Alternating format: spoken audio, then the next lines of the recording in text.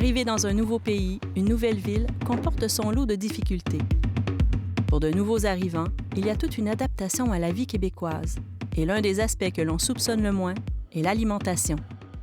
Quand j'arrivais ici, je pensais que la première chose que je dois faire, c'est apprendre le français. Je dois apprendre le français. Et l'université m'a aidé beaucoup pour l'intégration à la société.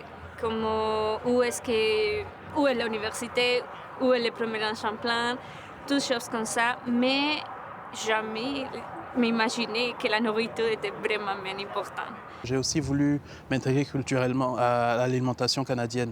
Et ça passait par les fast-food pour moi. Et ça a eu un impact sur mon poids et ma santé, évidemment. Il a été démontré au Canada que les immigrants arrivaient ici en relativement bonne santé. Qu'après quelques années passées sur le territoire canadien, on avait une détérioration de l'état de santé de ces derniers. Et donc cette détérioration-là, elle était en rapport avec une modification de leurs habitudes de vie, à savoir leur alimentation, l'activité physique. Merci beaucoup d'être venu pour l'atelier d'aujourd'hui. Bénédicte Talamendoul étudie l'impact de l'alimentation sur les maladies métaboliques. Et c'est ça qui m'intéresse vraiment. Comment est-ce que la transition alimentaire en arrivant ici impacte la santé métabolique des immigrants? À l'épicerie, au supermarché, je prends les chips et coca et c'est tout. J'ai pris 20 kilos en quelques années. Donc il y a eu un impact grand. C'est vrai que j'essayais d'économiser sur l'argent, mais finalement sur la santé, j'ai payé. J'ai pas eu de problème de santé en tant que tel, mais les facteurs de risque sont montés, Il y a des aliments de chez eux qu'ils ne vont pas retrouver ici, puis des aliments locaux qu'ils ne connaissent pas. Donc ça, déjà, c'est un premier vecteur. Là. Ils ne savent pas comment cuisiner les aliments locaux, puis en général, ils les mettent de côté. Fait que déjà, là, il y a une modification de leur alimentation. Et en plus, les aliments de chez eux qu'ils peuvent retrouver ici, mais très souvent, c'est quand même relativement dispendieux, donc ils ne peuvent pas se permettre de préparer des plats de chez eux tous les jours. Bienvenue tout le monde. Je vois qu'on vient vraiment de tous les coins du globe, là. Fait que ça fait vraiment plaisir. Bénédicte a donc eu l'idée de développer des ateliers de cuisine en priorisant les aliments locaux, mais avec des recettes et des épices venues d'ailleurs. Vous aurez quand même sur la table quelques ingrédients un peu propres quand même à la cuisine africaine, mais la recette même, vous allez voir que c'est un mix vraiment entre l'aliment local et une recette africaine. Dans les cuisines de l'INAF aujourd'hui, on découvre la courge spaghetti façon poulet yassa, un plat typiquement sénégalais. Vous voyez la partie avec les grains, tout ça, on veut vraiment l'enlever, donc vous allez bien comme il faut et vous l'enlevez.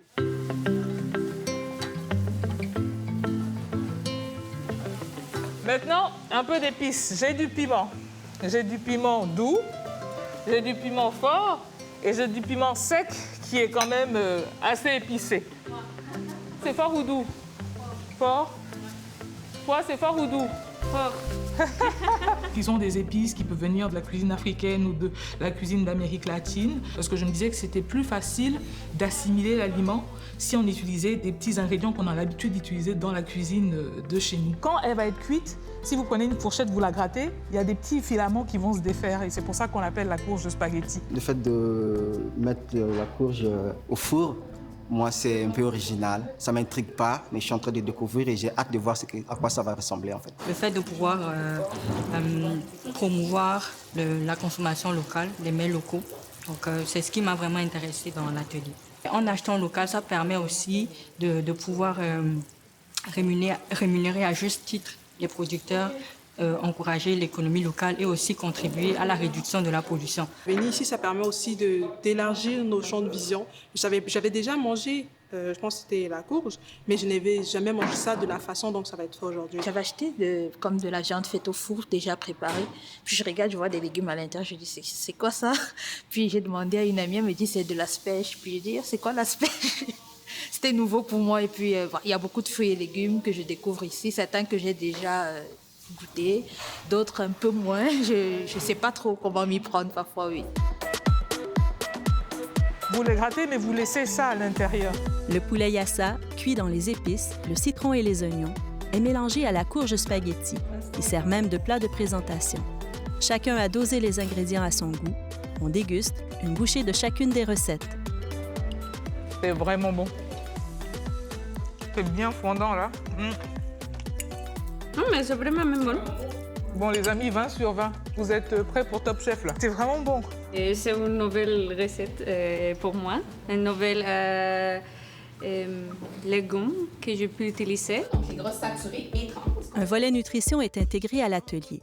Sophie, la nutritionniste, explique aujourd'hui comment défricher les étiquettes nutritionnelles pour aider à faire de meilleurs choix. Vraiment pour nous indiquer si l'aliment est de qualité ou non. Et les maladies métaboliques ont une prévalence très importante au pays. Pouvoir prendre en charge très tôt ces immigrants-là, leur permettre d'avoir comme une bonne alimentation, une saine habitude de vie, va vraiment ralentir le développement de ces maladies-là. Fait que c'est important de mettre en place des interventions qui vont faciliter leur intégration à l'espace alimentaire local.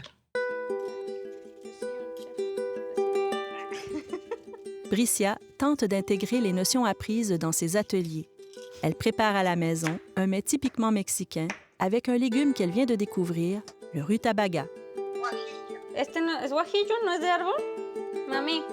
Sous les conseils de sa mère au Mexique, elle fait un ragoût avec une salsa birria. ¿Se sabe rico? À base de piment sec rôti, puis broyé avec oignons et tomates, la sauce est mélangée au rutabaga dans un ragoût de viande ou en version végétarienne. Les mélanges de les saveurs sont vraiment bons. On arrive dans une nouvelle société, une nouvelle culture. Il faut s'approprier aussi de cette culture-là pour être vraiment épanoui. Et que le fait d'utiliser des aliments locaux, puis de les revisiter un peu avec nous, notre identité, ben, c'est une forme d'intégration aussi. L'intégration par l'alimentation, par la nourriture, pour moi, c'est l'une des meilleures. Et que pourquoi ne pas faire ça? Et donc, c'est ce choc culturel-là, il faut en bénéficier. Et donc, du coup, à cette petite échelle-là, commencer comme ça, puis en espérant que ça ait vraiment de l'impact dans la société. Là, on vit ensemble, vivons ensemble.